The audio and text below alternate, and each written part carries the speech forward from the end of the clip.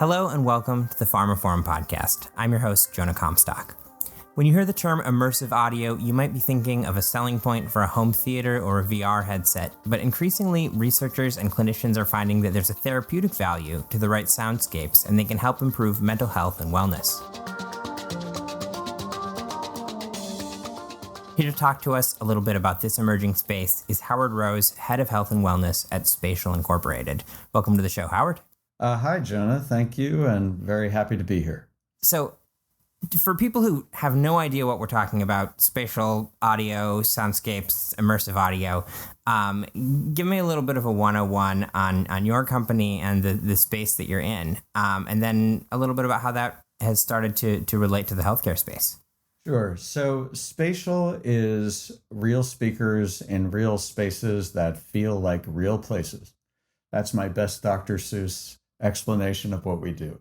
So people are probably familiar with things like in an IMAX theater or a theater where you have surround sound, and that's kind of immersive. But the way those systems work is you have to, number one, everybody's sitting in one place. They're all looking at the screen. And in order to, produce that sound, everything is assigned to a speaker. It's very rigid, and that delivers a good experience if you're sitting in the sweet spot.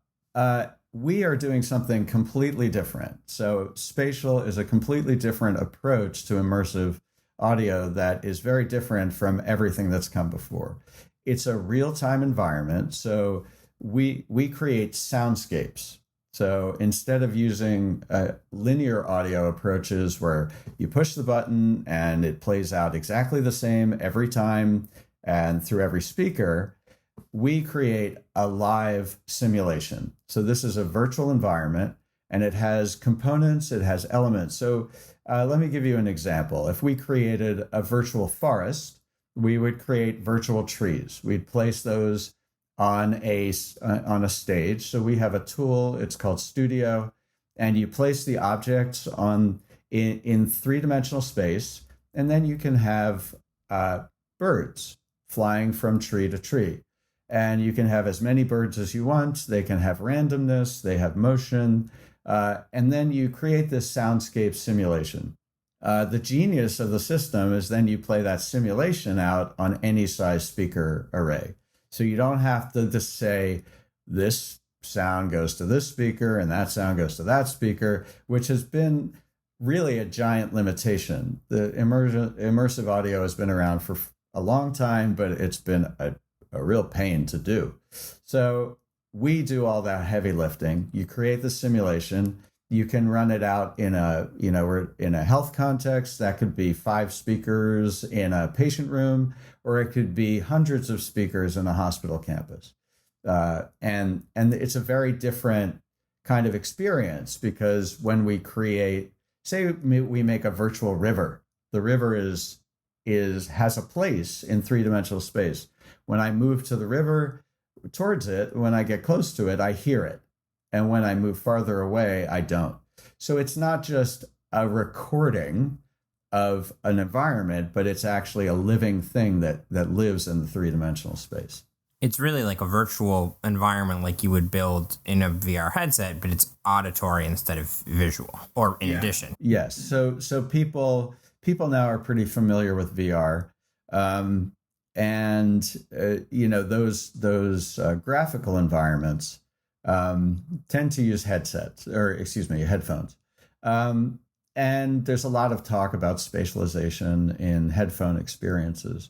What is exciting about this is you don't need to wear anything, and you can have social spaces. Because it's a real-time environment, it can detect. It can take input from the number of people in the space. It can take biosensor input. It can change. It can take data from any other source and respond to that. And not only just, get louder or softer, but you can have components change. The soundscape can change. It can run 24/7. You can build randomness into it. And it's a very different experience. You don't hear the same thing over and over, which kills your believability. So there's a lot of benefits. We're here to talk about healthcare. There's a lot of benefits in how this can be used both to enliven health spaces and also to deliver really targeted kinds of therapy. So before we jump into that, I realized I didn't ask you about yourself. So tell me a little bit about how you got involved in this space. Then we'll talk about healthcare, unless that's part of the story. Oh, sure. Thank you. So my background is in virtual reality. So I got started in VR many years ago in graduate school at the University of Washington. I was at had the fortunate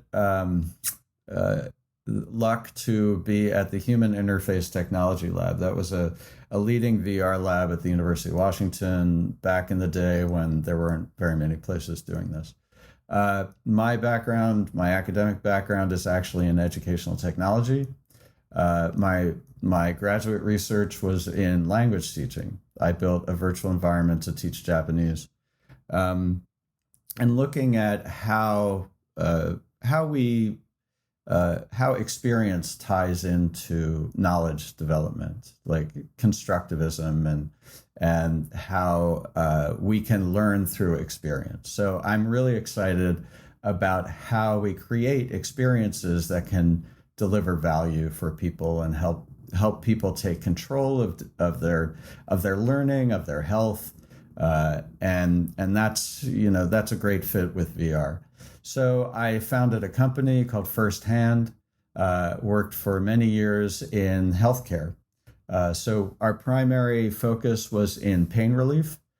We built virtual environments for acute and chronic pain and hooking in sensors and used them in debriding with wound care and burn patients, and worked on PTSD with the Department of Defense using simulations for graded exposure for battlefield vets, behavioral health.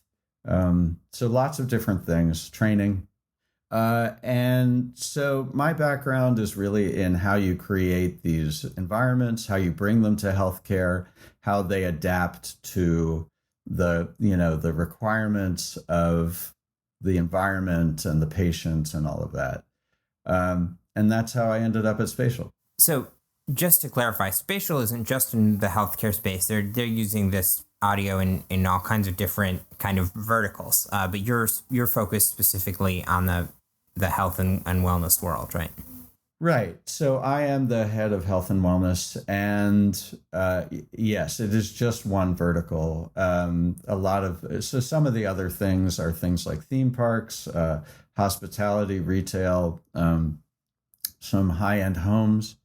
It's an environmental approach, or it's a way to change environments, for example, in corporate campuses, and help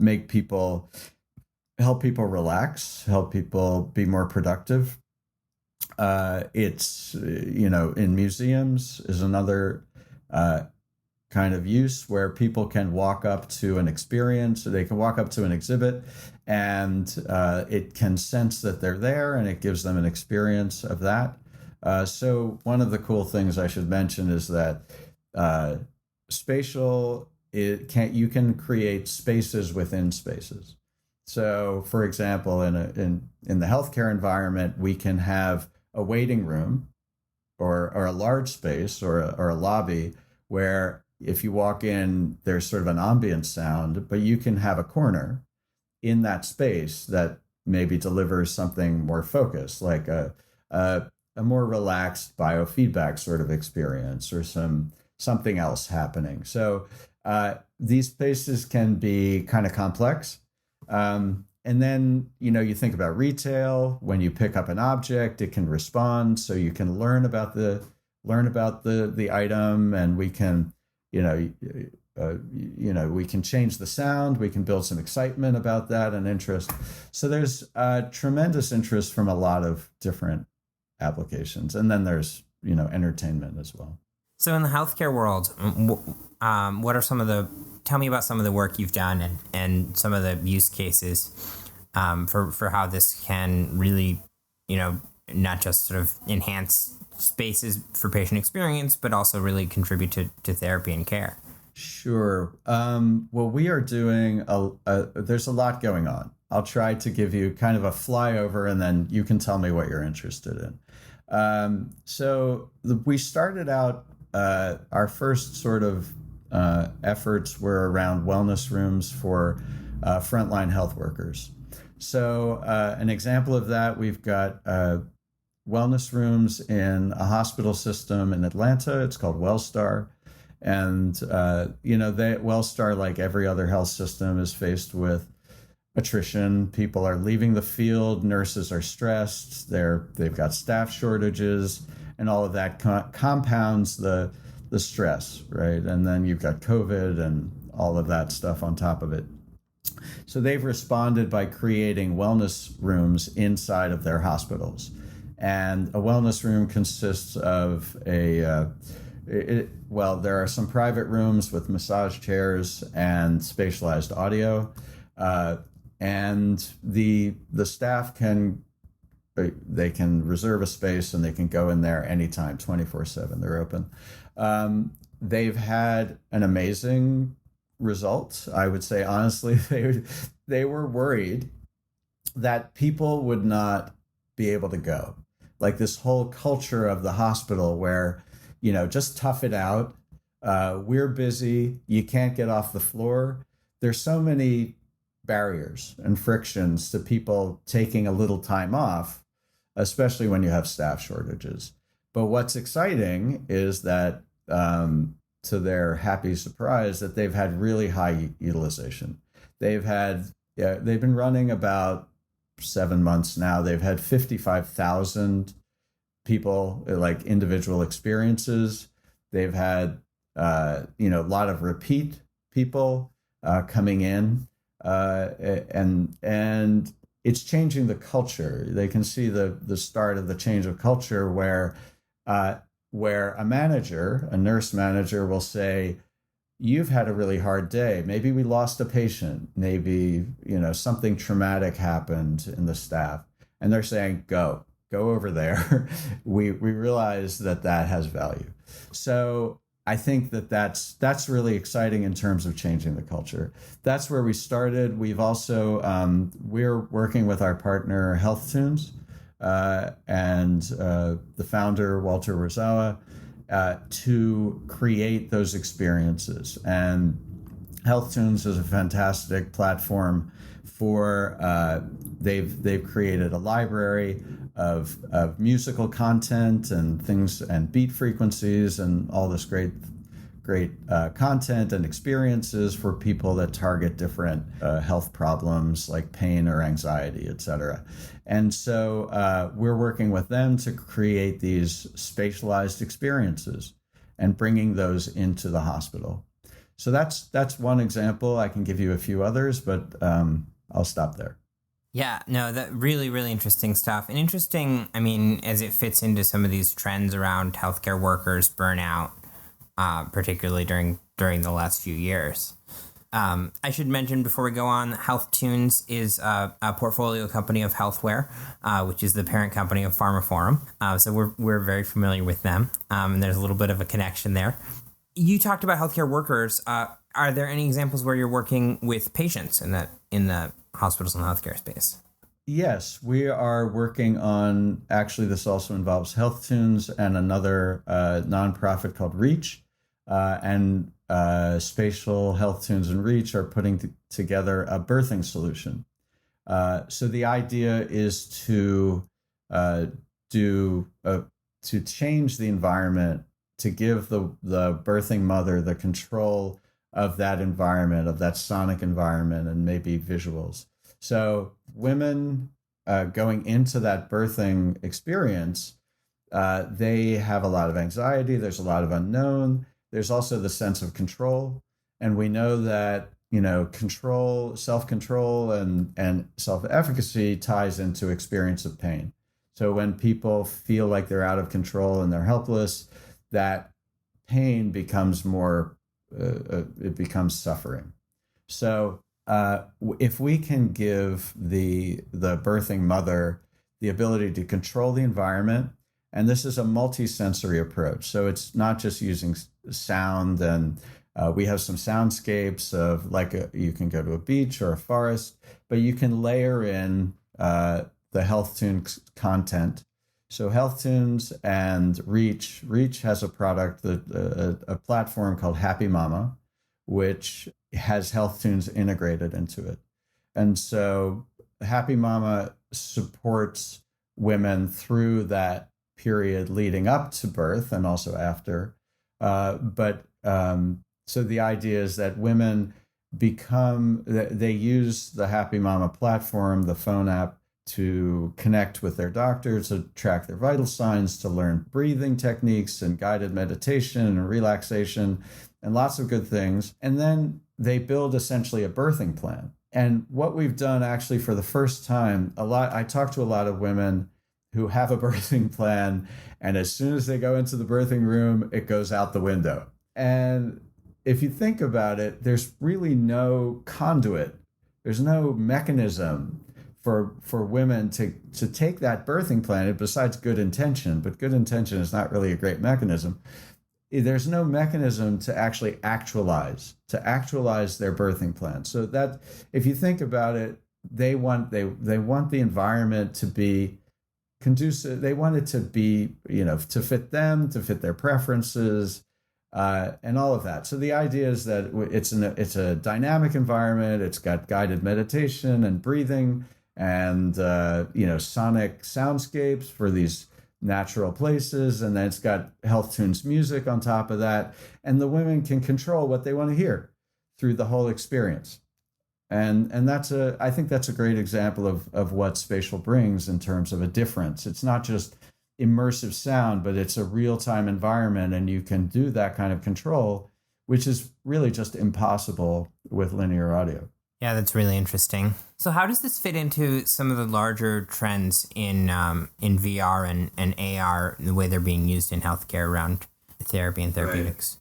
Right. I've having worked in immersive headset VR, and I've done projections and all kinds of things, and I've been in this clinical environment. I think headsets are really great for certain things. They're really great for debriding with a wound patient. It really takes them out of that environment. And that transportative feeling of a headset can be really beneficial. But there's a lot of cases where wearing something creates friction. The device itself, cleaning, and there's a lot of mechanics to it, and how do I use this thing? And certain people don't tolerate it. I think it's great. Yes. And Spatial is a very different kind of thing. Number one, it doesn't get in the way of the relationship between the doctor and the patient. So let me give you an example. So we are working with Massachusetts General. There's a Wounded Warrior program there called Home Base. And we are developing with them a PTSD therapy that's based on sound. So this is work that very similar to things that I've done with immersive headsets with the Department of Defense. So the way graded exposure works is you create a virtualization of their traumatic experience. So it's based on what's called imaginal therapy. So in the case of pardon the sirens, although that's very appropriate. In the case of battlefield PTSD, we create a simulation of that. And if it's a virtual environment and a headset, we created a Humvee going through an Iraqi city, and then you have things that explode, IEDs and attacks and different stressors. And the graded exposure means that the therapist can control the intensity of that experience. So that's fantastic, and it works. And there's a lot of great data, a lot of good studies. The challenges of using a headset is, number one, you got a lot of stuff to build. And number two, you fall into kind of the uncanny valley. Like it wasn't really exactly like that. And so you're creating stuff that can be kind of expensive, which means you can't do it for a lot of, like, there's just a lot of places where the economics don't make sense. So if you think about, the number of people who were in Iraq, and maybe they were mimetic, maybe they were doing night raids, maybe they were, flying a helicopter, maybe, they were in so many different situations, and it's just impossible to hit them all if you're trying to build all that stuff. So sound. So there's the approach that we're using at this Wounded Warrior program is a sound-based palette of stressors, of stimulus that correspond to different types of experiences.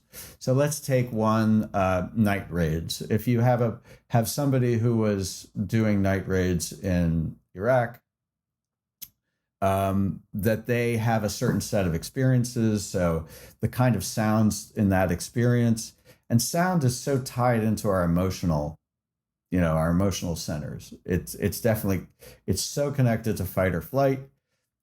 It has, it carries, if you think about movie music, it really carries the emotion of the movie. Try watching the movie with the sound off, right? So if the sound just by itself also leaves a lot to the imagination. So in this case, immersion, it's a great example where immersion is like the starting point that we use. We give the therapist the tool to control this interactively. So I've got my patient, I'm the therapist, I have an iPad, I've got control over which sounds I use, and it's a responsive kind of experience. I'm not playing out a movie for them. What I'm saying is, okay, John, where were you?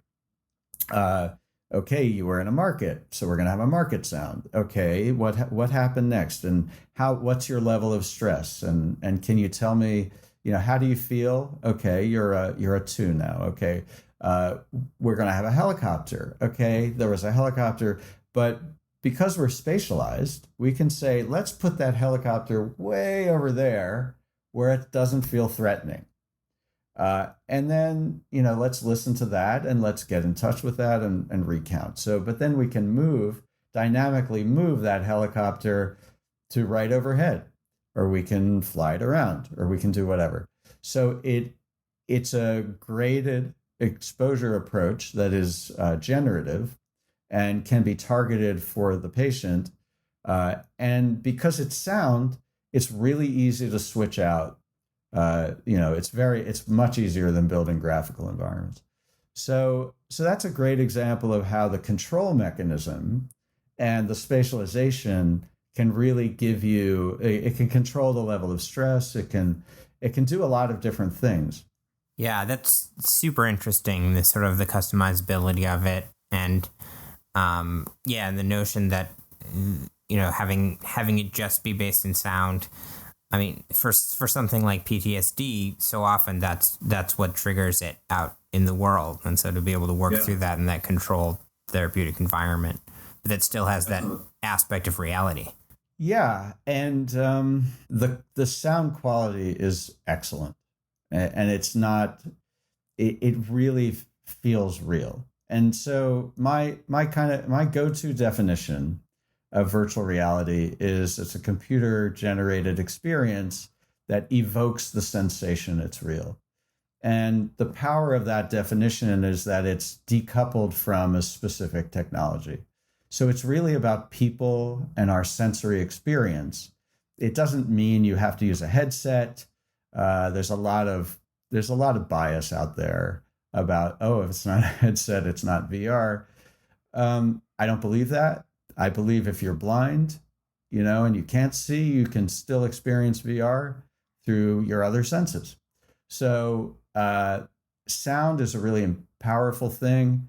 And, getting back to the broad sort of applications of healthcare, and I've spent a lot of time talking to hospitals and doctors, and we're working with the leaders. We're Mass General and Mayo Clinic, and we're getting a lot of interest from a broad spectrum of people in the healthcare world. So this is everything from patient experience to people who are doing different kinds of mental health therapy, pain, and procedures. There's just lots of interest. And then you think about ICU delirium and the effect of the alarms on both the patients and the doctors and the staff, and that alarm fatigue really contributes to a lot of the stress. And I would just say, sort of sum that up into, it's really exciting that healthcare they seem to be ready for this. Doctors, this solution hasn't really been there. If you walk into a hospital, sometimes they're playing music. That doesn't seem to be doing much for the stress. But when you can have a rich experience, and we can make that responsive to needs and in all the ways that I've talked about, people are really responding in healthcare. They look at it and they go, I want that. So we're running to the end of our time, Howard. It's been really a pleasure to have you. Super interesting stuff that I would just never have thought about. As we come to a close, any final thoughts, anything that you think you would really like people in the healthcare industry and the healthcare ecosystem to know about the work that you do and what's out there and what's available? Yeah, thank you. And thank you for this opportunity. I think that, I guess my message to healthcare is that a lot of us know intuitively that music and sound are powerful. That when we feel sad or we listen to music. When we start a party, we listen to, music is the first thing that goes on. So intuitively, we have this sense that it's important to us. But then you think about music therapy and the way music happens and sound happens in therapeutic context. And for some reasons, I think it's historic, and some of it's attitude, and some of it's just inexperience. People have a hard time making the leap with their own personal intuitive experience with music, and then saying music therapy. Well, maybe there's some skepticism there, I think. Music therapy has been around for a long time. It's great. It is not at all scaled to the level that it should, and it's not reimbursed at the level that it should. And so healthcare, those are the things that, healthcare recognizes it, but it's hard to scale that because it tends to be reliant on a person. And anyway, I think the message here is that let's take that intuitive sense that we know, and when we can apply that in a way that is, has high precision, so we can target it like a drug, and we can standardize it, and we can try it over and over and see how it works on subpopulations, and we can personalize it with things like biofeedback and all of that, and we can control output to lights and video and all that cool stuff. But at the essence, it's the idea that the environment really matters to people, that music and sound has a powerful effect. And so we can use that for therapy, and we can use it to enliven these spaces. And that's what I'd love to people to take away. Thank you so much, Howard. Thanks for joining us on the show. Really a pleasure to have you. Great. Thank you so much. That concludes this episode of the pharmaphorum podcast. You can find more information about this episode, including a download link and information about other installments in the series, at pharmaphorum.com/podcast. The pharmaphorum podcast is also available on iTunes, Spotify, Acast, Stitcher, and Podme, where you can find and subscribe by searching for pharmaphorum. And don't forget to visit our website, where you can sign up for daily news and analysis bulletins, and to follow us on Twitter at pharmaphorum. Thanks for listening.